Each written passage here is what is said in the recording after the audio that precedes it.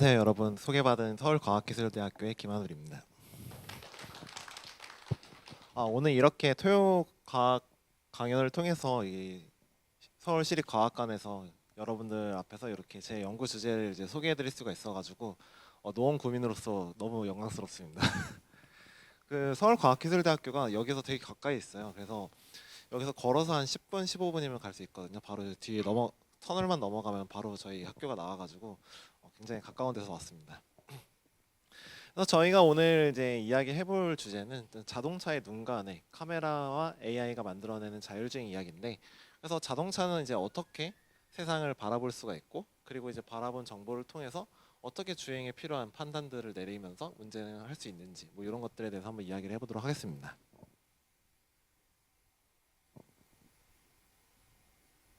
그래서 저희가 시작하기 전에 먼저 한 가지 이제 동영상을 보고 시작을 한번 해보도록 하죠. 그래서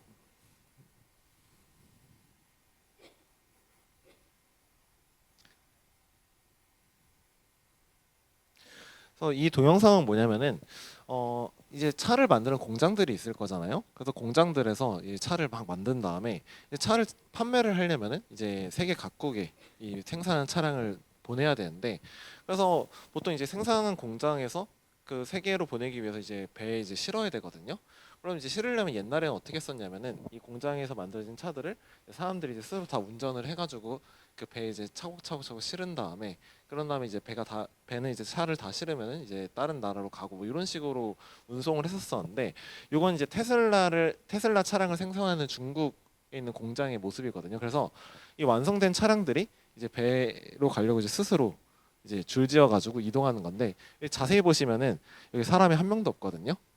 그래서 차가 알아서 스스로 공장에서부터 이 배까지 이동하는 그런 동영상입니다. 사람이 없는 거 보시죠. One day that they do. Oh, I don't know how, and I don't know when. 멈추고 Just patiently waiting till then. Patiently waiting each day that goes by. Staring out windows at stars in the sky. 줄지어서 이 차량 Imagining one day I'll be one of them, but patiently waiting till then.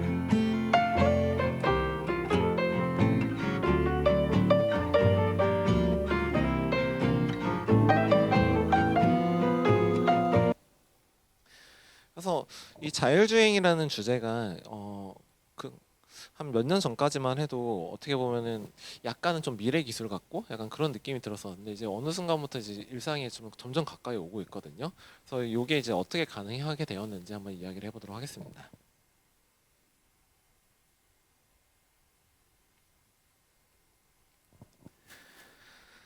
그래서 자율주행이 무엇인지 먼저 이야기를 해보도록 하죠. 그래서 자율주행은 결국엔 자동차가 이제 스스로 주변 환경을 인식하고 이제 판단을 하고, 그리고 제어를 하면서 이제 목적지까지 스스로 안전하게 운행하는 기술을 우리가 자율주행이라고 얘기를 합니다. 그래서 이 자율주행을 달성하기 위해서는 결국에는 사람이 운전하는데 필요한 것들을 이제 기계가 대체할 수가 있어야 되겠죠. 그래서 이 자율주행을 이 우리는 흔히 이제 6개 단계로 나눠가지고 이 레벨을 정의하고 있습니다. 그 이유가 뭐냐면은 보통 과학자들이 어떤 기술을 개발을 할 때 이제 어떤 식으로 개발을 하냐면요, 처음에 굉장히 어려운 목표를 만들어내요. 이걸 달성하고 싶은 목표를 만들어낸 다음에 한 번에 그걸 달성하기엔 굉장히 어려우니까 어떻게 하냐면은 그 어려운 목표를 쪼개서 점점 조금씩 조금 더 쉬운 목표, 조금 더 쉬운 목표, 그래서 이제 조금만 해보면 달성할 수 있는 목표, 이런 식으로 단계별로 우리가 목표를 만들어 나가서 이제 하나씩 해결해 나가는 식으로 우리가 연구 개발을 진행하고 있거든요.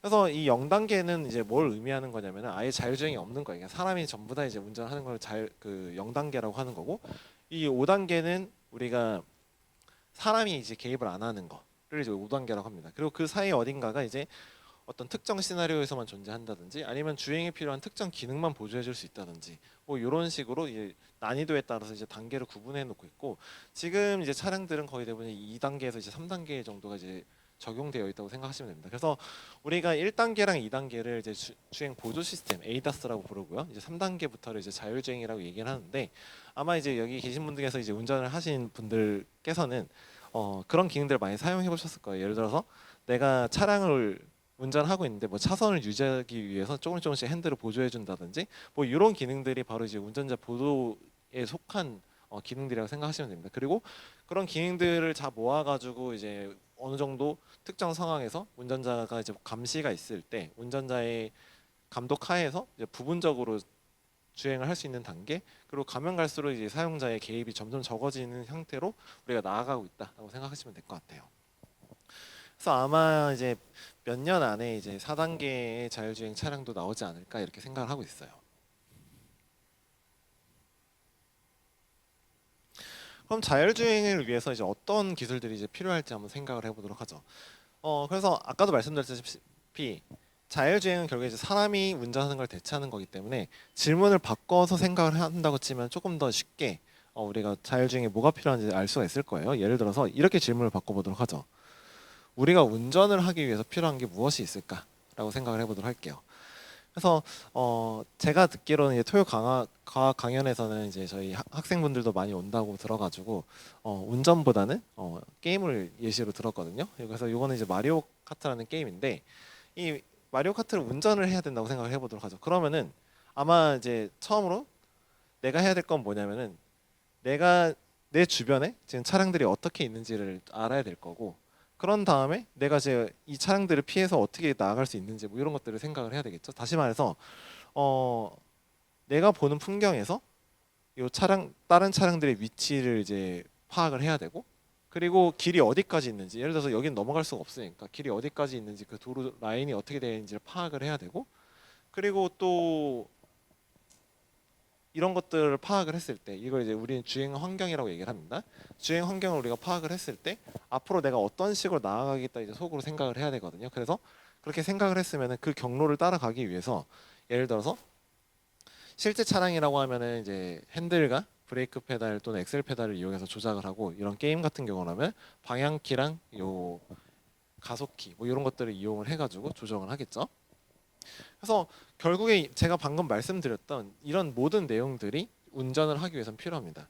그래서 이런 것들을 어떻게 우리가 만들어 나갈 수 있을까를 이제 이야기를 해야 되는 거죠. 그리고 그 중심에는 이제 인공지능이라는 기술이 있습니다. 근데 그 인공지능 기술 이야기하기 전에 제가 지금까지 말씀드렸던 모든 내용에 앞서서 필요한 게 하나가 있어요. 뭐냐면은 지금 제가 말씀드렸던 내용들은 우리가 본 요 화면에 대해서 이야기를 하고 있거든요. 우리는 이제 많은 것들을 보고 있는데 당연한 얘기지만 이런 판단을 하기 전에, 이런 주행에 필요한 무언가들을 쭉 인지하고 이런 걸 하기 전에 그 전에 필요한 건 뭐냐면은 자동차가 세상을 볼 수 있어야 됩니다. 보는 건 굉장히 중요해요. 그 사람은 이제 감각기관을 통해서 세상을 인지를 하는데 보통 인간의 오감이라고 하잖아요. 그래서 시각이랑 이제 청각이랑 촉각이랑 후각이랑 뭐 이런 감각 이런 것들을 이제 감각기관이라고 얘기하는데, 사람은 그 중에서 이제 시각에 굉장히 많은 의존을 하고 있거든요. 실제로 우리의 감각기관 수용체에 거의 대부분이 눈에 몰려 있다고 합니다. 그만큼 이제 사람은 눈을 통해서 정보를 많이 얻는데 인공지능도 마찬가지입니다. 인공지능이 이제 세상을 소통하는 방법은 이제 센서라는 장치를 통해서 인지를 하는데, 그 중에서 시각적인 정보를 받아들일 수 있는 이제 카메라에 대해서 한번 이야기를 해보도록 하죠. 그래서 바로 이제 자율주행 차량의 눈에 대해서 한번 이야기를 해보도록 할 겁니다. 근데 눈이라고 해서 진짜 이렇게 눈이 달려 있는 건 아니고요. 이제 센서에 대해서 얘기를 할 겁니다.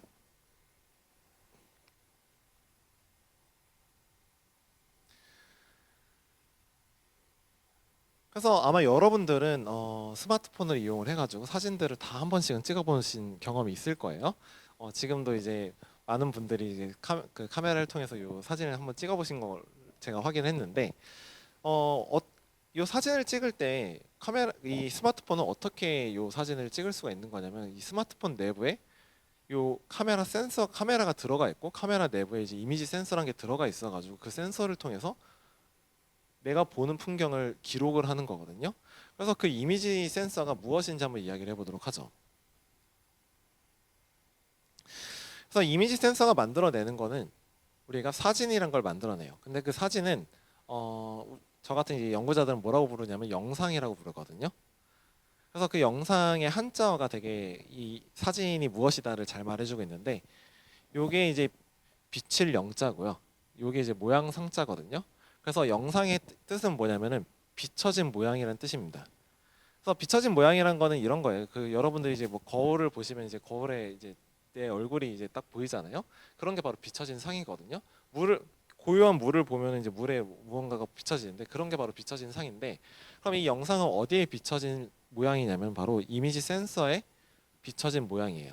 이 카메라의 중심부에 보시면 요 큰 이 원의 이제 밑에 안으로 더 들어가 보면은 그 중심부에는 요 이미징 센서라는 센서가 들어가 있는데, 여러분들 스마트폰에도 마찬가지입니다. 그 스마트폰 안쪽에는 이런 이미지 센서가 들어가 있는데, 요 센서는 이제 어떤 센서냐면은 빛을 측정할 수 있는 장치라고 생각하시면 돼요.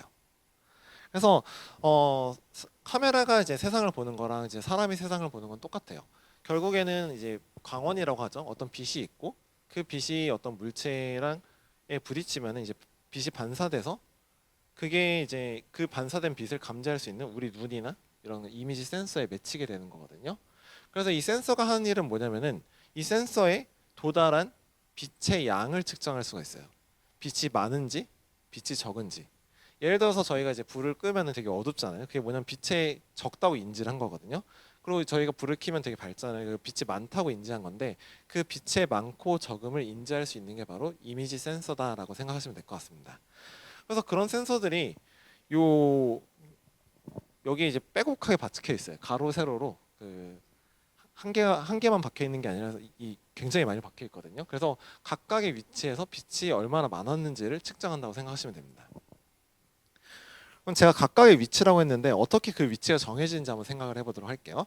아까 제가 전 슬라이드에서 어떻게 설명을 드렸냐면은 피사체로부터 이제 반사된 빛이 센서에 들어온다라고 설명이 들었는데, 그 빛은 일직선으로 들어오거든요. 그래서 이런 식으로 생각하시면 돼요. 여기에 만약에 우리가 센서가 있다고 해보도록 할게요. 그래서 센서가 가로 세로로 쭉 놓여져 있어요.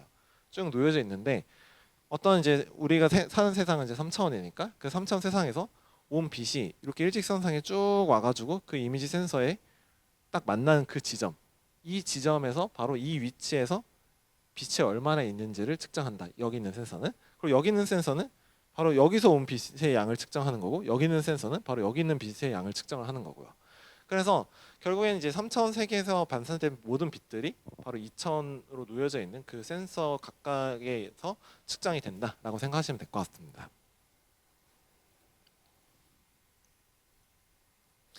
그래서 그 측정한 빛들을 우리가 좀 숫자로 표현할 수가 있어요. 그래서 먼저 그 각각의 센서에서 측정된 그런 빛의 양들을 우리가 가지고 있는 그런 단위를 우리가 픽셀이라고 얘기를 할 겁니다. 그래서 아마 이제 포토샵이나 이런 것들을 사용하신 분들이 있다고 하면은 그 사진들 보면은 뭐 픽셀들의 값들을 한번 확인해 보실 수가 있는데, 그래서 값들이 굉장히 많은 걸 볼 수가 있습니다. 그래서 영상은 결국엔 이 픽셀들의 나열이에요. 그래서 이 픽셀 하나하나가 그 센서에서 측정한 빛이 얼마나 있는지를 그냥 가지고 있는 단위라고 생각하시면 됩니다. 그래서 보통 이제 값이 크면은 빛이 많다는 걸 의미하고요. 값이 작으면 빛이 적다는 걸 의미해요. 보통은 255는 빛이 많다, 0은 빛이 적다. 그렇게 의미를 하고 있습니다. 그래서 각각의 위치에서 빛이 많았는지 적었는지 이런 것들을 쭉 이제 가로 세로로 나열을 하면은 우리가 어떤 거를 만들어낼 수가 있냐면 흑백 영상을 만들어낼 수가 있습니다. 근데 우리가 보는 거는 흑백 영상만 보진 않거든요. 당연히 이제 컬러 영상도 컬러 영상을 주로 많이 보죠. 색상이 있는 사진들을 주로 많이 보셨을 거잖아요. 그러면 그 색상을 어떻게 우리가 기록할 수 있는지 한번 이야기를 해보도록 할게요. 이 색상이란 거는 우리가 이제 빛은 굉장히 종류가 많은데 파장에 따라서 이 가시광선이라고 불리는 그 영역에서 우리가 그 영역의 빛을 측정해서 우리가 색상을 파악할 수가 있는데, 어떻게 표현을 하냐면은 그 아마 이제 초등학교나 이제 중학교 때 빛의 삼원색 이런 거에 대해서 이야기를 할 거예요. 그래서 빛의 삼원색이 뭐냐면은 요 빨강색과 초록색과 파랑색 빛, 요 세 가지 빛을 조합해서 모든 색상의 이제 빛을 만들어낼 수 있다라는 거거든요.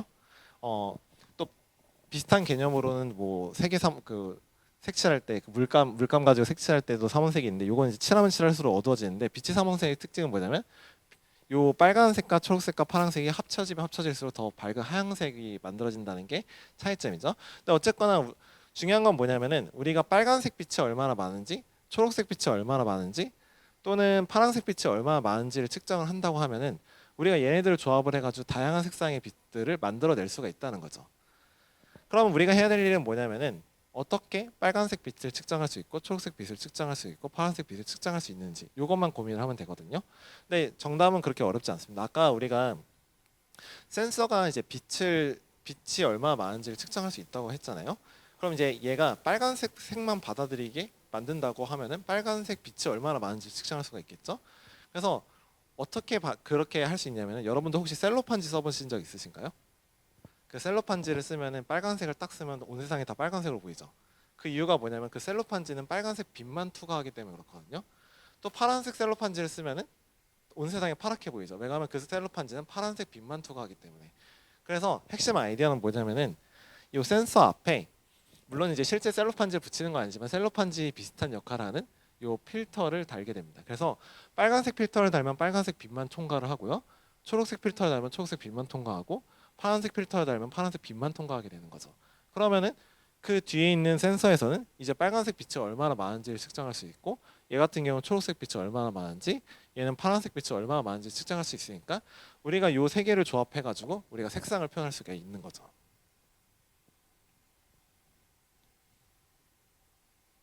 실제로 그래서 이미지 센서를 이제 엄청 확대해서 보면은 또는 이미지 센서가 아니라 디스플레이를 확대해서 본다 하더라도 이렇게 빨간색과 이제 초록색과 파란색들이 얼마나 많은지를 나타내는 것들이 이제 빼곡하게 이렇게 놓여 있다고 생각하시면 될 것 같아요. 그래서 얘네들을 이제 한데 묶어 가지고 이제 하나의 색상을 만들어낸다라고 생각하시면 됩니다.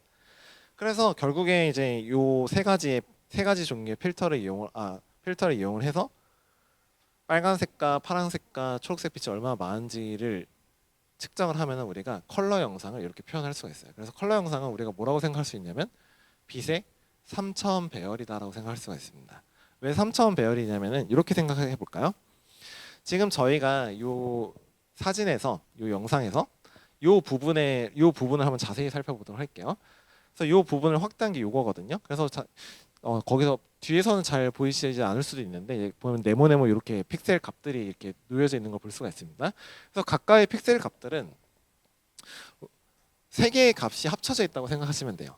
그래서 여기 있는 값은 이 빨간색 값과 초록색 값, 파란색 값 이렇게 세 개의 값들이 합쳐져 있다고 볼 수가 있는데 그래서 각각의 빨간색과 초록색과 파란색은 그냥 그 자체로 그냥 흑백 영상이라고 볼 수가 있으니까 흑백 영상이 세 개 있는 거랑 똑같거든요. 근데 아까 우리가 흑백 영상을 뭐라고 했었냐면은 빛의 2차원 배열이라고 얘기했었죠. 근데 그게 세 개가 있으니까 빛의 3차원 배열이 되는 겁니다. 이런 식으로 배열이 돼 있는 겁니다. 그래서 정리를 하면은 우리가 카메라 센서를 이용해서 우리가 세상을 눈을 통해서 바라보듯이 컴퓨터가 세상을 바라보게 만들 수가 있어요. 근데 컴퓨터 입장에서는 이제 세상이 어떻게 보이냐면은 숫자들의 나열로 보일 뿐인 거죠. 그러니까 숫자 크면 빛이 많고 숫자 적으면 빛이 적고 근데 빛이 어디에 많고 어디에 적고가 이렇게 배열을 통해서 나타나져 있으니까 컴퓨터가 보는 풍경은 아마도 이런 풍경을 보고 있을 겁니다. 숫자들이 쭉 이렇게 나열되어 있는 거예요.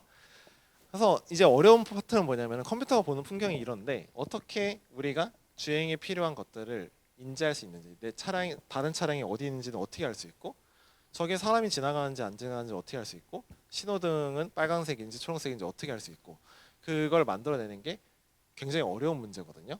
그렇잖아요. 숫자들이 이렇게 놓여져 있는데 여기서 차량이 어디 있는지를 찾고 신호등이 어디 있는지를 찾고 그게 어떤 상태고 그걸 알아내기가 되게 어렵거든요. 그래서 그동안 이제 그런 기술들이 아직은 연구 단계에 물려 있었다가 지금에 와서 이제 상용화되고 있는 게 그걸 가능하게 만들었던 가장 큰 원인은 뭐냐면 바로 인공지능 기술의 발전입니다. 인공지능이 바로 요 숫자들로부터 아까 우리가 마리오 카트를 하기 위해서 필요했던 그런 기능들을 이제 할 수 있게 만들어 준 거거든요. 그렇기 때문에 이제 인공지능을 우리가 자율주행 차량의 뇌라고 볼 수가 있는 거죠. 그러면 우리가 인공지능이 무엇인지를 먼저 한번 이야기를 하고 자율주행 이야기로 다시 돌아오도록 하겠습니다. 그래서 저는 이제 인공지능 응용학과 교수다 보니까 이제 저희 학생들한테 이제 인공지능이 무엇인지 이렇게 질문을 많이 던져보는데 인공지능을 먼저 이야기를 하기 위해서는 지능이 무엇인지를 이야기를 해야 됩니다. 그래서 지능에 대한 이야기를 먼저 해보도록 할게요. 세상에 있는 이제 동물과 식물들 이런 많은 생물들한테는 학명이란 게 붙어 있습니다. 그래서 그 과학자들이 그 생물의 종을 이제 분류하기 위해서 붙인 이름이라고 생각하시면 돼요. 이 인간 같은 경우는 이제 호모 사피엔스라는 이름이 붙어 있는데 그게 이제 슬기로운 사람 또는 지혜로운 사람이라는 뜻입니다. 그만큼 우리한테 있어서 지능이 굉장히 중요하죠. 그래서 아마 지능을 정의하는 방법에는 지능이 무엇이 뭐다 이렇게 설명하는 방법에는 여러 가지가 있겠지만은 인공지능 연구자들이 좋아하는 지능의 정의는 뭐냐면 이런 정의입니다. 이거 이제 합리적인 행동자 관점에서의 지능이라고 얘기를 하는데 이렇게 정의하는 겁니다. 어떤 환경을 관찰을 하고 내가 아는 것을 고려해서 지금 이 상황에서 가장 좋은 행동을 판단해서 목표 달성에 가장 유리한 행동을 하게 만드는 능력. 이게 바로 지능이라고 생각을 하거든요. 우리는 다시 말해서 우리가 달성하고 싶은 목표가 있어요. 예를 들어서 제가 굉장히 배가 고픈 상태라고 해보도록 할게요. 그럼 달성해야 되는 목표는 뭐냐면 배를 채우는 거죠. 근데 눈앞에 지금 라면이 놓여 있고 인덕터가 있고 그리고 물이 있고 냄비가 있고 그러면은 주어진 환경에 내가 아는 지식을 동원을 해서 행동을 해서 라면을 끓여서 먹겠죠. 그럼 먹고 나고 나면 이제 배고픔이 가시겠죠. 제 목표를 달성을 한 거거든요. 바로 목표를 달성할 수 있도록 이제 행동하게 만드는 그 무언가 그게 바로 지능이라고 얘기하는 겁니다. 그래서 기계의 지능도 똑같아요. 기계가 만약에 이제 목표를 달성하도록 이제 행동할 수 있으면 우리가 그거를 기계가 지능이 있다, 인공지능이다라고 이야기를 하는 거거든요. 한번 예제로 들어볼까요? 이거는 뭐냐면은 영상 분류라는 인공지능 문제 중 하나예요. 그래서 뭐냐면은 사진이 들어왔을 때 그 사진 속에 있는 객체가 무엇인지를 판단하는 거예요. 예를 들어서 지금 고양이랑 개를 분류를 해보고 싶다고 할게요. 그럼 사진에는 이제 고양이가 있을 수도 있고 이제 강아지가 있을 수도 있는데 그 사진을 보고 걔가 고양인지 강아지인지 이제 판단하는 문제를 우리가 영상 분류라고 얘기를 합니다. 그래서 그럼 이렇게 생각할 수가 있어요. 입력 데이터는 바로 영상이에요. 이게 이제 주어진 거죠. 환경이라고 생각하시면 돼요. 그래서 입력 데이터는 영상이고 주어진 걸 바탕으로 우리가 행동을 해야 됩니다. 그래서 행동을 해서 우리가 원하는 건 뭐냐면 지금 이 영상으로부터 얘가 고양이인지 개인지 아니면 다른 거인지 뭐 이런 것들을 이제 판단하고 싶어요. 이걸 클래스라고 얘기를 합니다. 종류라고 생각하시면 돼요. 그리고 그 영상을 클래스로 바꾸는 작업을 하는 게 바로 행동하는 거죠. 그래서 이걸 이제 인공지능 모델이 예측한다고 얘기를 해요. 마치 이렇게 생각하시면 돼요. 아까 제가 잠깐 라면 얘기를 드렸는데 어떤 라면 봉지가 있고 물이 있고 냄비가 있고 그런 게 바로 입력 데이터고요.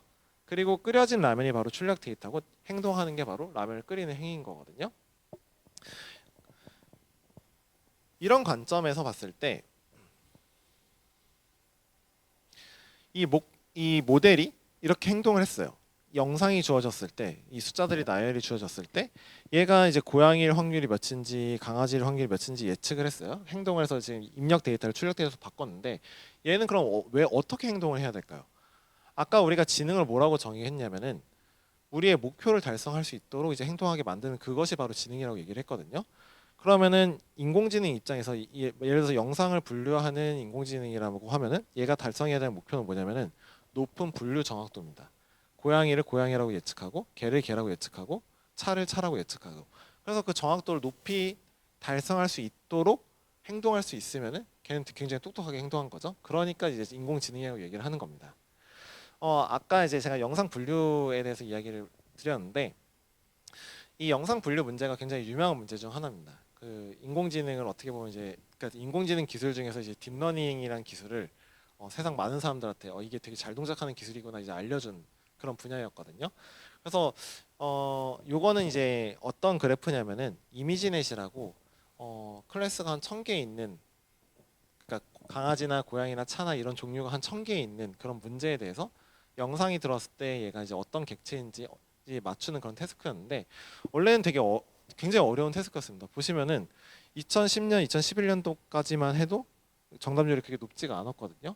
근데 그러다가 이제 딥러닝이라는 기술이 여기에 이제 처음 적용되면서 이제 성능이 팍팍팍 점점 좋아져가지고 한 2015년도에는 이제 사람보다도 더 잘 맞추게 되었거든요. 그래서 어쨌거나 잠깐 다른 얘기는 했지만은 영상 분류 시스템이라고 하면은 영상 분류 인공지능이라고 하면은 얘가 이제 그 행동을 통해서 달성하고자 하는 건 뭐냐면 높은 분류 정확도다. 그래서 높은 분류 정확도를 달성하기 위해서 이제 행동할 수 있으면은 그게 바로 인공지능이다라고 생각하시면 될 것 같습니다. 근데 지금 제가 여기서 입력 데이터가 이제 영상이고 출력 데이터가 클래스라고 했는데 이 x를 y로 이제 바꾸는 과정을 이제 행동한다, 모델이 예측한다라고 했는데 그럼 모델이 무엇인지 한번 이야기를 해보도록 하죠. 저희가 중학교나 이제 고등학교쯤에는 우리가 뭘 배우냐면은 이 입력 데이터 x를 출력 데이터 y로 바꾸는 수학적인 어떤 개념을 배우거든요. 바로 함수라는 개념을 배워요. 그래서 그 수학에서는 이제 함수라고 얘기를 하지만은 인공지능에서는 이걸 우리가 모델이라고 얘기를 합니다. 그래서 함수가 하는 일이 모델이 하는 일이랑 똑같아요. 함수가 하는 일은 x가 들어왔을 때 어떤 y 값을 내놓잖아요. 인공지능도 마찬가지예요. 어떤 입력 데이터 x가 들어왔을 때 출력 데이터 y를 내놓거든요. 아까 그 숫자들의 나열이 들어왔을 때 그 고양인지 개인지 그 예측하는 확률을 내놓는다는 거죠. 그래서 본질적으로 인공지능 모델은 수학으로 말하면 함수입니다. 그래서 제가 이게 드는 예시가 이제 1차 함수라는 예시인데 아마 이제 중학교 때 나오는 개념일 거예요. 그래서 1차 함수는 우리가 어떤 식으로 우리가 수학으로 표현할 수가 있냐면 y는 ax 더하기 b 이렇게 표현할 수가 있습니다. 그래서 a가 뭐냐면 요 기울기고요. b가 이제 절편이라고 이 x가 0일 때 이 y축과 만나는 점을 의미를 합니다. 그런데 한번 제가 질문을 해보도록 하죠. 이런 1차 함수라는 모델이 있을 때 이 모델의 행동은 무엇이 결정할까를 한번 이야기를 해보도록 하죠. 어떤 입력 데이터 x가 주어졌을 때 얘가 어떤 출력을 내뱉는지 어떤 출력을 예측하는지는 무엇이 결정할까요? 지금 4개가 있거든요. 요 y랑 a랑 x랑 b가 있는데 x가 주어졌을 때 어떤 y를 내놓는지를 결정하는 건 결국에는 a랑 b겠죠. 그래서 a가 기울기라고 하고 아까 b가 이제 절편이라고 했는데 그래서 이 모델의 행동을 결정하는 건 바로 a랑 b거든요. 근데 요거를 우리가 인공지능에서 뭐라고 얘기하냐면은 모델의 파라미터라고 얘기를 합니다. 그래서 1차 함수는 지금 우리가 중학교 때 배웠던 1차 함수는 파라미터가 2개 있는 모델이에요. 근데 물론 이제 여러분들이 제가 이제 결국에 인공지능 모델은 함수랑 똑같다 이렇게 이야기를 하면은 조금 이상한 데라고 생각하실 수가 있어요. 왜냐하면 1차 함수는 그렇게 대단한 일을 할 수가 없거든요. 그냥 x값 하나를 그냥 y값 하나로 바꾸는 정도의 일을 할 수가 있는데 우리가 생각하는 인공지능 그것보다 훨씬 더 대단한 일을 할 수가 있잖아요. 그 이유가 뭐냐면은 파라미터가 많으면 많을수록 더 복잡한 x랑 y의 관계를 우리가 만들어낼 수가 있거든요. 일반적으로. 한번 그럼 제가 질문을 드려보도록 할게요. 혹시 여러분들 챗 GPT 써보신 분 있으신가요? 써보신 분 있다고 한번 손 들어보실까요? 거의 대부분 손을 들어주셨네요. 그럼 제가 한번 질문을 드려보도록 하죠. 챗 GPT의 파라미터는 몇 개 정도 있을까요?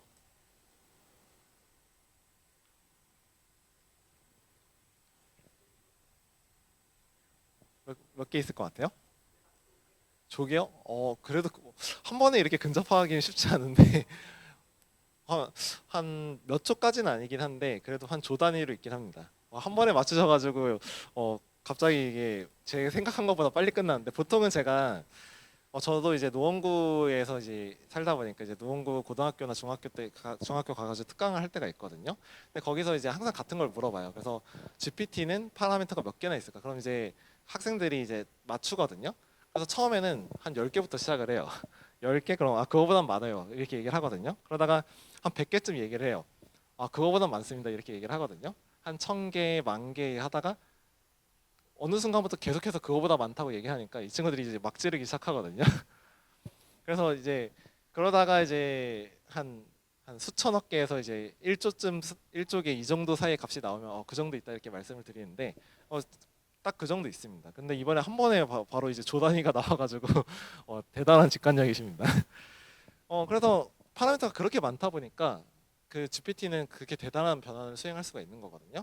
그러니까 파라미터가 두 개밖에 없으면은 이 입력값 하나를 되게 단순한 방법으로 y값 하나로밖에 바꿀 수가 없지만은 파라미터가 엄청나게 많다고 하면은 어떤 복잡한 입력 데이터가 들어왔을 때 복잡한 출력 데이터로의 그 변환이 가능하기 때문에 그런 GPT와 같은 인공지능 모델이 더 많은 일들을 해낼 수 있다고 생각하시면 될 것 같아요. 근데 본질적으로는 똑같습니다. 1차 함수나 GPT나 본질적으로는 똑같아요. 그냥 그 능력의 차이가 있을 뿐입니다. 그러면은 아마 여러분들이 인공지능 단어를 들어보면서 많이 들어보셨던 이제 단어가 뭐 머신러닝, 딥러닝 이런 단어들을 많이 들어보셨을 거예요. 그래서 그 머신러닝이 이제 한국어로 기계학습인데 그 기계학습이 무엇인지도 한번 이야기를 해보도록 할게요.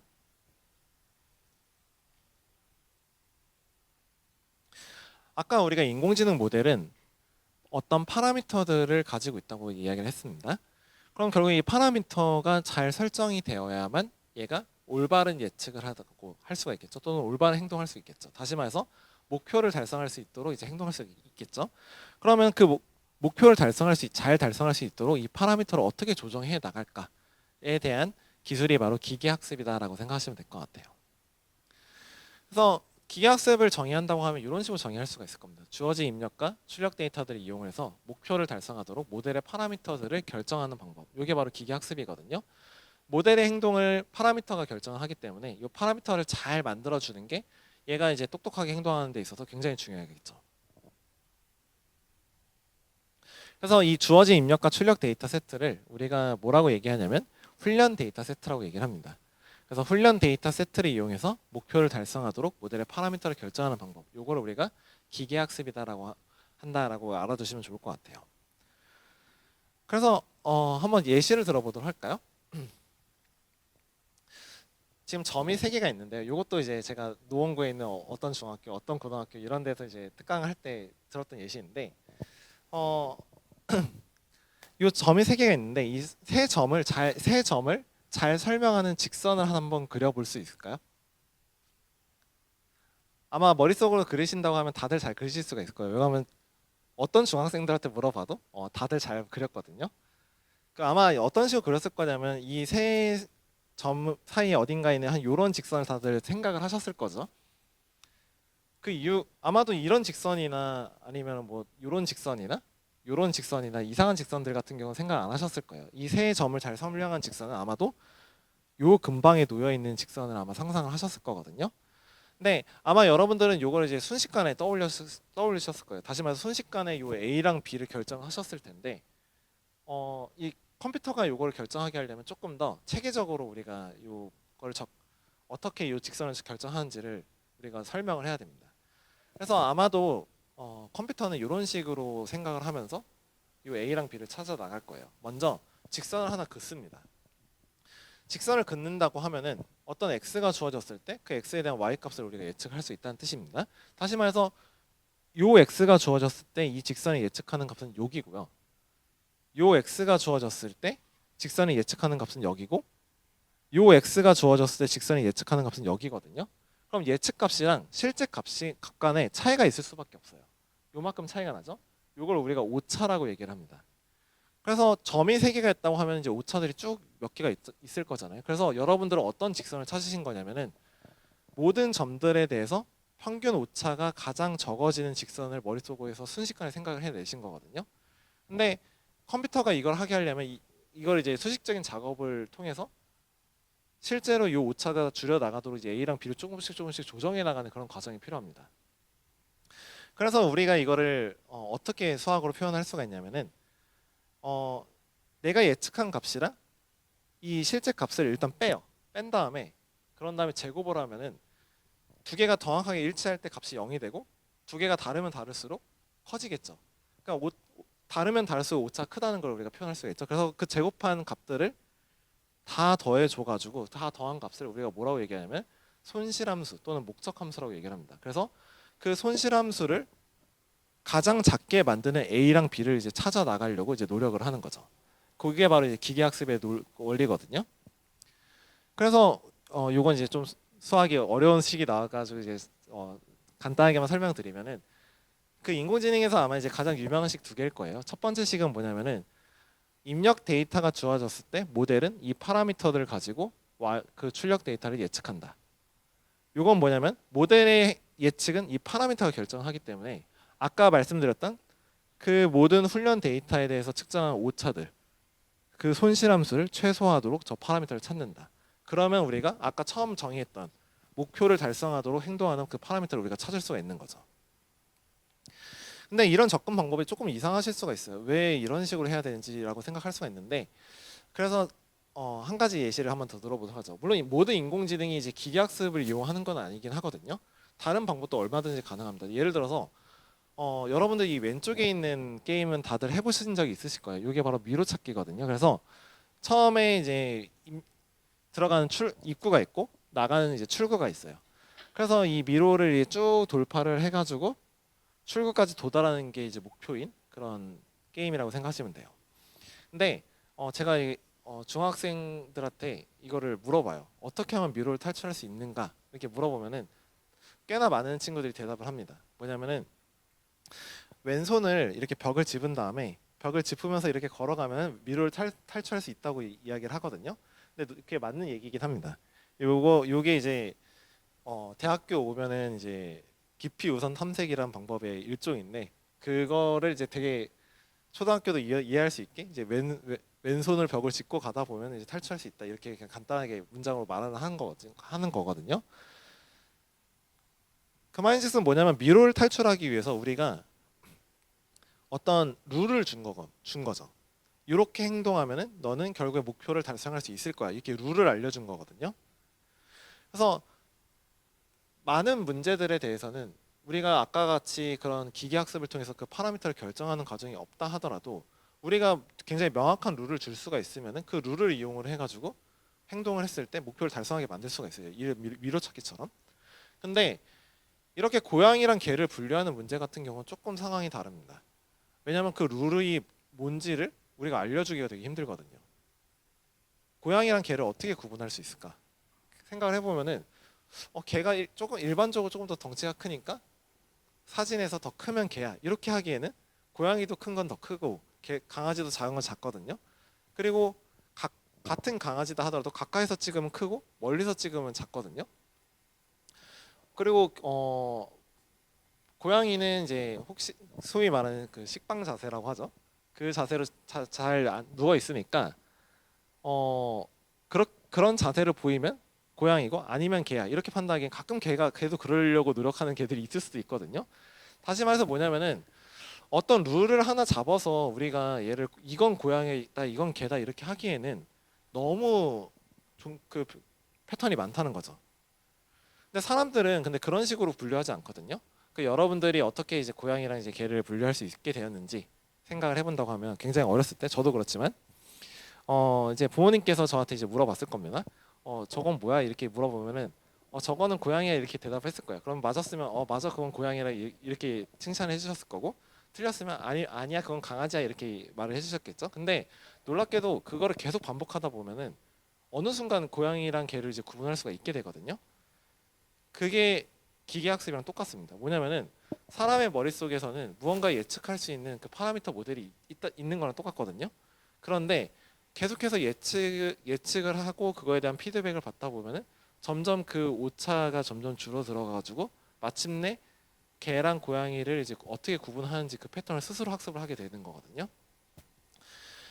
그래서 이 기계학습이 나오게 된 가장 큰 이유는 뭐냐면은 세상의 많은 문제들은 우리가 저렇게 패턴화해 가지고 룰을 알려줄 수가 없기 때문에 아예 그냥 룰을 알려주는 걸 포기를 하고 이 많은 파라미터를 가져서 많은 예측과 시행착오를 걷다 보면 스스로 그 패턴을 찾아낼 수 있게 그 파라미터를 찾게 되면 결국에는 저거를 해결할 수 있게 되는 거니까요. 그래서 이런 접근 방법이 이 어려운 문제들에서는 더 많이 사용되고 있다라고 생각하시면 될 것 같습니다. 그러면은 그 기계학습 시스템을 학습을 시키려면은 결국에는 이제 뭐가 필요하냐면은 입력 데이터랑 그 정답을 이제 알려줘야 돼요. 그 입력 데이터랑 정답상만 있으면은 우리가 인공지능 모델이 많은 훈련 데이터에서 예측을 하다 보면은 걔를 잘 예측할 수 있게 만들 수가 있거든요. 그 사실을 알고 있는 상태에서 우리가 이제 자율주행 시스템으로 넘어가서 한번 이야기를 해보도록 하죠. 그래서 오늘 주제인 이제 카메라 기반 이제 종단과 자율주행 시스템에 대해서 한번 이야기를 해보도록 하겠습니다. 그래서 운전을 하려면은 우리가 이제 카메라를 통해서 어떤 정보를 받아들였을 때 이제 다음 작업들을 수행을 해야 될 거예요. 먼저 주변 환경이 이제 어떻게 놓여져 있는지를 우리가 파악을 해야 돼요. 아까 이제 마리오 카트 같은 경우도 차선이 어떻게 되어 있는지 또는 뭐 다른 차량들이 어디 있는지 뭐 이런 것들을 우리가 파악을 해냈거든요. 그걸 똑같은 거를 사람이 했듯이 기계가 할 수 있게 만들어줘야 되거든요. 이 태스크를 뭐라고 얘기하냐면 우리가 인지 예측단이라고 얘기를 합니다. 그래서 이 인지 예측단에서는 그런 센서를 통해서 얻어진 정보를 바탕으로 다른 차량들은 이 하늘색으로 되어 있는 게 지금 운전하고 있는 자율주행 차량이라고 생각하시면 돼요. 내 차량을 기준으로 다른 차량들은 지금 어디에 있는지를 찾아야 되고요. 이렇게 찾아야 되고 그리고 뿐만 아니라 걔네들은 지금 어떤 방향으로 달리고 있는지 또는 어떤 속도를 가지고 있는지 뭐 이런 것들을 이제 추정할 수가 있어야 되겠죠. 그리고 또 차선은 어디에 있는지 보행자의 위치는 어떻게 되는지 뭐 이런 것들 예측할 수가 있어야 됩니다. 근데 그 예측하게 만드는 방법은 되게 우리가 다뤘던 내용에 이미 있어요. 뭐냐면은 차량을 예측하게 만들고 싶으면은 어떻게 하면 되냐면은 그 훈련 데이터를 만들 때 요 사진 예를 들어서 카메라 센서로 취득한 영상들이 있다고 하면 그 영상을 입력 데이터로 만드는 거고 저를 기준으로 했을 때 요 수평 좌표에서 실제 다른 차량들이 어디 있는지 그 좌표 값들을 출력 데이터로 만들어서 그 입력 데이터랑 출력 데이터 쌍을 많이 만들어 놓고 나서 그 머신러닝 모델한테 인공지능 모델한테 계속해서 예측하게 하는 거죠. 차가 어디 있어? 차가 어디 있어? 차가 어디 있어? 차가 어디 있어? 그럼 처음엔 틀리겠죠, 굉장히 많이 틀릴 테지만은 계속해서 시행착오를 반복하다 보면은 아까 이제 우리가 그 세 가지 점들에서 오차를 줄이는 직선을 찾아냈듯이 그 오차를 줄이는 차량의 위치를 잘 예측할 수 있는 인공지능 모델이 파라미터들이 학습이 되게 됩니다. 차선이 어디 있는가 예측하는 것도 마찬가지예요. 그 입력 데이터로 이제 영상이 주어졌을 때 그 3점 세계에서 그 차선이 어디에 놓여 있는지 그 차선을 표현할 수 있는 어떤 값들을 우리가 미리 사전에 이제 만들어둔다고 하면은 영상으로부터 그 값을 예측하는 과정을 이제 무수히 많이 반복을 하다 보면은 결국에는 오차를 마침내 줄여 나가서 차선을 예측할 수 있게 되는 거거든요. 그러니까 지금 저희가 이제 그 예시를 들었던 내용들이 어떻게 보면 되게 간단한 예시인데 1차 함수나 뭐 점세개나 제가 말씀드리고 싶은 건 그런 겁니다. 뭐냐면은 실제 인공지능은 당연히 그거보다 훨씬 복잡하지만 본질적으로는 다르지 않거든요. 그냥 더 파라미터가 더 많고 더 많은 일을 할 수 있고 걔를 학습시키려면 더 많은 데이터가 필요하다는 것뿐이지 본질적으로는 같다는 겁니다.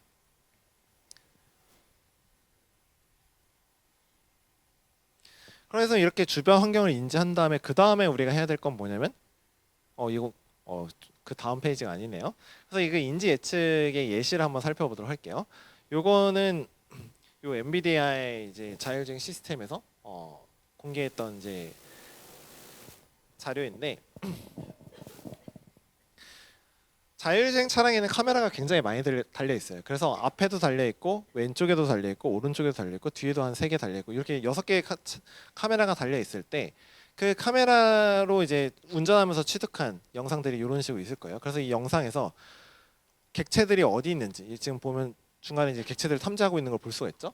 그 객체들이 어디 있는지 그 객체가 차량인지 아니면 사람인지 뭐 이런 것들을 탐지를 해가지고 내 차량을 중심으로 그것들이 어디 놓여 있는지 이런 것들을 만들어낼 수 있는 것. 이게 바로 이제 인지 예측단에서 하는 일이라고 생각하시면 됩니다. 내가 도로를 운전하기 위해서 필요한 주변 환경을 인지하는 것. 그게 바로 인지 예측단의 주요 태스크다라고 생각하시면 될 것 같아요.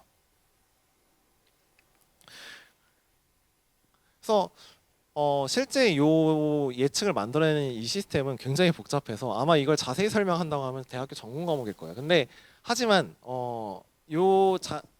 자세한 내용은 여러분들이 사실 그렇게 크게 중요하지는 않거든요. 왜냐면 이거는 아마 내년이면 또 다른 식으로 바뀔 거예요. 근데 본질적인 건 뭐냐면 이렇게 사진들이 6개가 있을 때 내가 내 차량을 중심으로 정답이 어떻게 돼야 되는지를 준비할 수가 있다고 하면 인공지능 모델은 그걸 학습할 수가 있다는 겁니다.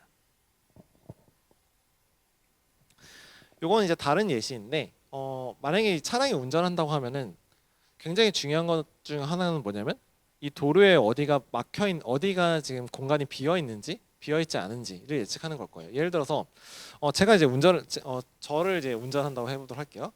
제가 직진이라는 명령을 내렸어요. 그럼 저는 이렇게 앞으로 가겠죠? 앞으로 가다가 이렇게 하고 사고가 나겠죠. 왜 사고가 나냐면 여기에 뭔가 있으니까요. 그래서 그 어떤 위치에 무언가 있다 없다 이렇게 예측하는 거를 우리가 점유 예측이라고 얘기를 합니다. 그 위치에 그러니까 점유되어 있는지 점유되어 있지 않은지. 그래서 이게 바로 이제 점유 예측을 한 예시이거든요. 그래서 얘가 이제 무슨 높이로 그 공간이 지금 차여 있는지 또는 어떤 객체가 거기를 점유하고 있는지 뭐 이런 것들을 예측하는 것도 뭐 인지 예측단에서 이제 하는 일 중 하나라고 생각하시면 됩니다. 이런 것들이 다 운전하는데 필요한 작업들이거든요. 왜냐하면 사고가 나면 안 되니까요. 그러니까 다른 차량이 어디인지 예측하는 것도 결국 이제 차량이랑 부딪히면 안 되기 때문에 예측을 하는 거고, 이런 어떤 공간이 비어 있는지 안 비어 있는지 이렇게 예측하는 것도 비어 있지 않다고 하면 거기를 달려갔을 때 사고가 나니까 그런 것들을 예측한다고 생각하시면 됩니다. 그래서 이 단에서 하는 게 바로 주변 환경을 이렇게 어떤 식으로 주행 환경에 놓여 있는지를 정립하는 것. 이게 바로 인지 예측장에서 하는 일이다라고 생각하시면 될 것 같아요. 그래서 주변 환경에 대해서 잘 알게 되었어요. 그 다음에 해야 될 건 뭐냐면은 이제 내가 앞으로 어떻게 움직여야 될지를 예측하는 거죠. 물론 이제 사람은 그렇게 매번 그렇게 예측하면서 움직이진 않지만은 이 기계가 움직이게 하려면 조금 더 정확하게 앞으로 3초간에는 내가 어떤 식으로 움직일지 그 목표 점들을 찍어줘야 되거든요. 그래서 요거를 우리가 뭐라고 얘기하냐면 이제 경로 계획이라고 얘기를 합니다. 그래서 이런 거죠. 주변 환경이 인지했으니까 앞으로 3초간 내가 이제 쭉 직진을 하겠다고 결정했으면은 그 직선 경로들을 우리가 그려주는 거죠. 그래서 혹시 이제 카트라이더나 이제 마리오 카트 게임을 해보신 분들 중에서는 그런 기능이 있거든요. 고스트라고 그 앞서 달려간 주행 기록이 앞에 이렇게 쭉 나타나는 거거든요. 그래서 그거에 따라서 이제 가면은 그 차량이랑 똑같이 움직일 수가 있는데, 그거랑 비슷하게 앞서 이제 경로를 이게 쭉 예측을 한 다음에 이제 실제 그 경로대로 얘가 움직이도록 만들기만 하면 되거든요. 그래서 이 경로 계획단에서의 주요 역할은 뭐냐면 내가 인지한 주변 환경을 바탕으로 앞으로 내가 몇 초 동안 어떤 식으로 움직일지 그 경로를 만들어내는 것. 이게 바로 이제 경로 계획단의 가장 큰 목표다라고 생각하시면 될 것 같아요. 그런 다음 마지막 단계는 뭐냐면은, 그래서 요건 이제 그 경로를 계획하고 움직이는 그런 동영상의 예시인데, 그래서 우리가 이런 경로가 나와 있다고 하면은 그 경로에 맞춰가지고 어떻게 차량을 움직이게 만들 수 있을까? 그게 바로 이제 제어단에서 하는 역할이라고 생각하시면 됩니다. 그래서 제어단의 역할은 뭐냐면은 그 경로를 잘 따라갈 수 있도록 우리가 엑셀이나 이제 브레이크 같은 페달 신호를 어떻게 줄 것인지, 이 핸들 같은 이제 스티어링 조작을 어떤 신호를 줄 것인지를 이제 내놓는 게 바로 이제 제어단이다라고 생각하시면 돼요. 그래서 자율주행 구성 요소는 이제 크게 인지 예측단, 그리고 경로 계획단, 제어단 이렇게라고 생각하시면 됩니다. 물론 그 앞에 이제 카메라 센서 같은 이제 센서를 통해서 어떤 정보를 취득하는 센서단이 있고요. 그래서 이제 그동안 자율주행 접근 방식 중에서 가장 인기가 많았던 건 뭐냐면은 각각을 따로따로 개발하는 거였어요. 그래서 인지 예측단 같은 경우 이제 저는 이제 컴퓨터 비전 연구자입니다. 그래서 컴퓨터 비전은 뭐냐면 영상이 주어졌을 때 뭔가 예측하는 분야거든요. 그래서 뭐 영상에 있는 객체를 예측한다든지 아니면은 뭐 객체가 어떻게 움직이는지 추적한다든지 뭐 이런 일들이 많이 있는데, 각각의 인지단에 있는 각각의 이제 기능들을 따로따로 개발을 해 나가고, 또 이제 경로 계획을 이제 전문으로 하셨던 분들은 경로 계획단에 있는 태스크를 필요한 기술들을 따로따로 개발을 해 나가고, 뭐 제어하시는 분들은 그냥 제어에 포커싱을 맞춰가지고 이제 개발을 해 나가는 듯이 이 각각의 요소들이 이제 독립적으로 많이 개발이 되어 왔었거든요. 이걸 어떤 방식으로 얘기하냐면 이제 모듈형 자율주행 시스템이라고 얘기를 합니다. 근데 이 방식의 문제는 뭐냐면은, 제가 예를 들어서 저는 이제 인지 예측단에서 주로 많이 연구를 해왔으니까 제가 굉장히 객체 검출을 잘하는 알고리즘을 만들었다고 했을 때 걔가 과연 그 뒷단에서 그렇게 이제 뒷단에서도 잘 동작할 수 있는가, 뒷단에 필요한 유용한 정보를 넣어줄 수 있는가는 사실은 완벽하진 않긴 하거든요. 아무래도 이제 잘 되면 잘 될수록 뭐 객체를 잘 찾거나 아니면 뭐 점유 예측을 잘하면 잘할수록 뒷단에서 예측하기는 더 편해지긴 할 테지만, 꼭 그거를 이제 엄청 잘하게 만든다고 해가지고 뒷단에 영향을 크게 주는가, 그건 아직 검증된 건 아니긴 하거든요. 그래서 지난 2, 3년 전부터 이제 각각 갖고 있는 방식이 뭐냐면은, 어차피 입력 데이터인 영상이 들어와서 최종적으로는 이런 경로랑 제어 신호를 내야 되는 거라고 하면은 이 중간 단계들을 다 나눠서 개발하는 게 아니라 그냥 인공지능 모델이 굉장히 큰 모델이 어떤 영상이 들어왔을 때 그냥 바로 그 경로를 예측하게 만들면 되는 거 아닌가라고 사람들이 생각을 하게 됩니다. 근데 예전에는 사실 그게 안 됐던 이유가 인공지능 모델이 발전하기 전에는 그게 굉장히 어려웠었거든요. 근데 이제 인공지능 모델이 점점 발전함에 따라서 이제 그게 가능해지면서 이제 그런 생각을 할 수 있게 된 거예요. 그래서 이 접근 방법을 뭐라고 얘기하냐면 우리가 종단간 방식이라고 얘기합니다. 종단간이라는 뜻은 우리가 처음 접한 입력 데이터인 바로 카메라 센서로 취득한 이 영상으로부터 우리가 최종적으로 내놓아야 되는 이 경로에 대한 예측을 그냥 하나의 인공지능 모델이 중간 단계를 여러 개 나누지 않고 하나의 모델이 이제 수행한다고 해서 이제 종단간 방식이라고 얘기를 합니다. 그리고 이게 지금 많은 자율주행 업체에서 관심을 가지고 있는 방식이라고 생각하시면 돼요. 최근에는 현대자동차에서 그 대학생들이랑 대학원생들 대상으로 요 카메라 기반의 이제 종단간 방식 자율주행 대회도 열었었거든요. 그래서 저희 학생들도 이제 참여를 했었었는데, 그래서 제가 이제 주로 연구하고 있는 분야가 바로 요 분야다라고 생각하시면 될 것 같습니다. 그래서 최종 정리를 하면은 어떤 카메라 센서를 통해서 여러 개의 카메라로 취득한 이런 영상들이 있을 때 그 영상으로부터 내가 이제 어떤 식으로 이제 주행을 해야 되는지 최종적인 경로를 그냥 바로 예측하게 만드는 인공지능을 주로 연구를 하고 있습니다. 요건 이제 그 예시예요. 이것도 이제 엔비디아에서 나왔던 이제 자율주행 모델의 예시인데, 어떤 카메라가 있을 때 그 카메라로부터 바로 요 경로를 예측하게 만드는 그런 알고리즘이라고 생각하시면 될 것 같습니다. 그래서 조금 더 이제 자세히 한번 제가 하고 있는 연구에 대해서 말씀드려 보도록 할게요. 그래서 저는 이런 카메라 기반의 종단간 시스템 중에서도 이제 어떤 거에 관심이 있냐면은 카메라 센서의 한계를 이제 어떻게 하면 개선해 나갈 수 있을까에 되게 관심이 많습니다. 실제로 자율주행 차량에는 카메라만 달려 있는 건 아니긴 해요. 카메라를 제가 자율주행 차량의 눈이라고 하긴 했지만은 눈 말고도 얘는 이제 다른 걸로 정보를 많이 얻거든요. 마치 우리가 후각을 통해서 냄새를 맡고 귀를 통해서 청각을 얻고 이제 다른 정보를 취득하듯이 자율주행 차량도 카메라 말고도 이제 다른 센서들이 굉장히 많이 달려 있어요. 그래서 그 중에서 이제 가장 중요한 센서 중 하나가 바로 이제 라이다라는 센서인데, 이 라이다 센서는 이제 어떤 일을 하는 거냐면은 이런 일들을 하고 있어요. 얘가 이제 라이다 센서의 예시인데, 얘가 이제 하는 역할은 뭐냐면 저 기기에서 빛을 쏩니다. 빛을 쏴가지고 빛이 쭉 날아가다 이렇게 어떤 걸 부딪히면은 반사가 되겠죠? 그 반사될 때 돌아오는 시간을 재가지고 나로부터 얘가 얼마나 멀리 떨어져 있는가를 직접 측정할 수 있는 그런 기기거든요. 그래서 이런 식인 겁니다. 얘가 이 라이다가 빙글빙글 돌면서 빛을 쏘면서 그 빛이 반사된 거를 측정을 해서 얘 나로부터 얼마나 멀리 떨어진 곳에 대상이 있는지 이제 측정하는 장비라고 생각하시면 돼요.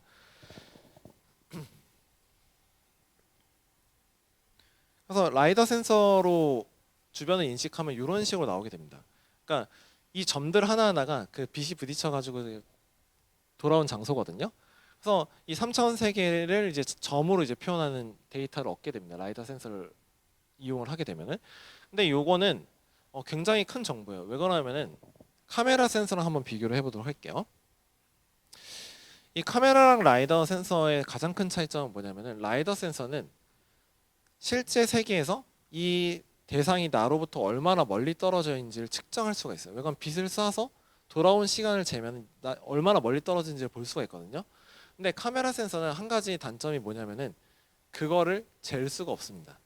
왜 그러냐면은 아까 이제 카메라가 이제 영상을 만드는 과정에서 보면 3차원 세계에서 반사된 빛들이 다 그 센서에 맺히는 걸 볼 수가 있었잖아요. 근데 그 일직선상에 있는 모든 빛들은 다 같은 위치에 맺히거든요. 다시 말해서 이 카메라에 있는 영상만 놓고 보면은 얘가 원래 카메라로부터 얼마나 멀리 떨어져 있는지를 알 수가 없어요. 근데 주행할 때는 그게 되게 중요한 정보거든요. 왜냐면 얼마나 떨어져 있는지 알아야 그래야 사고가 나지 않잖아요. 그래서 실제로 이제 라이더 센서랑 이제 카메라 센서의 이제 장단점을 비교를 하면은 라이더 센서의 장점은 명확해요. 정확한 3차원 정보를 제공할 수가 있습니다. 왜냐하면 진짜 측정을 해버리니까. 근데 카메라 센서 같은 경우는 얼마나 멀리 떨어지는가를 우리가 깊이 정보라고 얘기하는데 그 깊이 정보를 우리가 추정해야지 이제 측정할 수는 없습니다. 이게 최대 단점이에요. 근데 그래서 라이더 센서를 적용하면 실제로 많은 자율주행 태스크에 대해서 전반적인 퍼포먼스가 올라갑니다. 전반적인 성능이 조금 더 객체를 잘 찾을 수 있고 조금 더 경로를 잘 예측할 수 있고 한데 그럼에도 불구하고 사람들이 왜 카메라 중심의 자율주행 시스템에 관심이 있냐면은 두 가지 문제가 때문에 그렇습니다. 하나는 라이더 센서가 비싸요. 카메라 센서보다 훨씬 비싸거든요. 그리고 또 라이더 센서는 굉장히 큽니다. 그래서 크다 보니까 이렇게 생각하시면 돼요. 이게 이제 자율주행 차량인데 이 가운데 올라가 있는 게 바로 라이더 센서거든요. 이런 게 올라가야 됩니다. 그래서 얘가 굉장히 뭔가 못생겨서 진짜 차량의 디자인이 그러다 보니까 이제 사람들이 이제 이 라이더 센서를 빼고 싶어해요. 그리고 빼는데 사람들이 결국엔 할 수 있을 것이다라고 생각하는 이유 중 하나가 사람은 그 빛을 쏘면서 거리를 측정하지는 않거든요. 정하면 못하는 거긴 한데 그럼에도 불구하고 운전을 잘 하고 있잖아요. 그러니까 그런 거죠. 만약에 우리가 판단을 되게 잘하는 인공지능을 만들어낼 수가 있다고 하면 더 똑똑한 인공지능을 만들어낼 수 있다고 하면은 이런 라이더 센서 없이도 운전이 결국에 가능한 거 아닌가 이렇게 생각을 하고 있는 거죠 사람들이. 그리고 또 이제 라이더 센서가 이제 장점만 말씀드렸는데 단점도 있긴 합니다. 예를 들어서 이런 거죠. 아까 제가 이제 라이더 센서로 취득한 이런 주변 환경 데이터들에 대해서 보여드렸는데 보시면은 점들이 빼곡하게 박혀 있는 게 아니라 되게 빈 공간이 많아 보이잖아요. 이걸 이제 뭐라고 얘기하냐면 해상도가 낮다라고 얘기를 합니다. 근데 카메라 같은 경우는 그 사진에 있는 모든 포인트들이 다 빼곡하게 값들이 있는 거기 때문에 굉장히 덴스한 그러니까 다시 말해서 높은 해상도를 가지고 있거든요. 게다가 이제 카메라 센서는 또 장점이 또 색상 정보도 같이 전해주죠. 예를 들어서 신호등 색깔이라든지 뭐 이런 것들도 굉장히 중요한데 또는 뭐 중앙선이라든지 그런 것들이 굉장히 중요한데 카메라 센서는 이거를 조금 더 색상 정보를 직접적으로 전달할 수 있기 때문에 이 두 가지 센서가 라이더 센서가 그냥 우월하다 이렇게 말할 수 있는 건 아니고 엄밀히 말하면 상보적인 관계에 있습니다. 그러니까 라이더랑 카메라 센서의 장단점이 다른 거죠. 그러다 보니까 여러 센서들 간의 이제 장단점이 다 다르니까 자율주행 차량은 여러 센서를 다 같이 가지고 있는 거긴 한데 라이더 센서가 이제 비싸고 그리고 또 크고 이러다 보니까 이 라이더 센서를 제거하고 싶은 거죠. 그래서 이제 제가 이제 연구하는 주 분야가 바로 이 카메라 기반의 자율주행 시스템인데 실제로 테슬라 같은 경우는 이 라이더를 그런 이유 때문에 이제 제거를 하고 있습니다. 그리고 그럼 손실된 깊이 정보를 어떻게 할 것인가? 바로 추정을 하는 겁니다. 인공지능을 통해서. 네, 아무래도 이건 추정이다 보니까 측정보다는 정확할 수는 없는데 그래서 제가 이제 하고 있는 연구의 아이디어는 뭐냐면은 이 라이더 센서의 예측을 라이더 센서를 사용하는 자율주행 시스템의 예측을 카메라를 사용하는 시스템이 따라할 수 있게 모방하다 보면은 조금 더 그런 깊이 정보를 잘 추정할 수 있지 않을까 요 생각에서 시작을 했던 거거든요. 근데 이 생각이 들기 전에 이제 알고 있던 기술 중 하나가 이 지식 직류라는 기술이 있습니다. 그래서 요거는 뭐냐면은 이 교사 모델은 되게 크고 정확한 모델이라고 생각하시면 돼요. 그리고 학생 모델은 작고 약간 부정확한 모델이라고 생각하시면 됩니다. 근데 그냥 이제 이 작은 학생 모델을 학습했을 때 도달할 수 있는 성능이 뭐 한 여기까지 있다고 해보도록 하죠. 한 70%라고 해보도록 할게요. 근데 교사 모델은 뭐 한 성능이 90% 된다고 해보도록 하죠. 근데 그냥 학습하는 게 아니라 교사 모델의 예측 과정들을 모방하도록 학습을 하다고 하면 이 학생 모델이 70%던 성능이 한 75% 80%까지 올라갈 수가 있거든요. 그래서 이거를 이제 자율주행에 접목을 해보면 어떨까 이런 생각을 해봤습니다. 그래서 이런 식인 거죠. 교사 모델을 라이다 기반의 모델 그리고 학생 모델을 이제 카메라 기반 모델로 우리가 설정한다고 치면은 아무래도 이 라이다 기반의 모델들은 깊이 정보를 많이 가지고 있으니까 예측을 조금 더 잘할 테고 그 과정을 모방하게 만들다 보면은 카메라 기반의 모델도 예측을 조금 더 잘할 수 있지 않을까 이렇게 생각을 해가지고 이 아이디어를 한번 접목해서 연구를 진행을 해봤었습니다. 그리고 실제로는 잘 돼요. 잘 돼가지고 운이 좋게도 이제 다음 주에 발표를 하게 되었는데 물론 이제 그냥 이제 이거를 따라하게 만드는 거는 쉽지는 않습니다. 왜냐하면 아까도 말씀드렸다시피 라이다 센서, 카메라 센서 대비 그냥 단순히 우월하다 이렇게 말할 수 있는 건 아니고 어느 정도 상보적인 관계이기 때문에 마냥 따라하게 만들면 안 되긴 하거든요. 이게 좀 어려운 포인트가 뭐냐면 마냥 따라하게 만들면 안 되고 카메라의 장점을 가지고 가면서 라이다의 예측을 따라하게 만드는 게 어려운 포인트인데 이제 그런 것들을 이제 해결할 수 있는 그런 이제 아이디어들을 이제 저희 학생들과 같이 연구를 해가지고 이게 만들었었고 그래서 운이 좋게도 이제 다음 주에 이제 발표를 하게 되었습니다.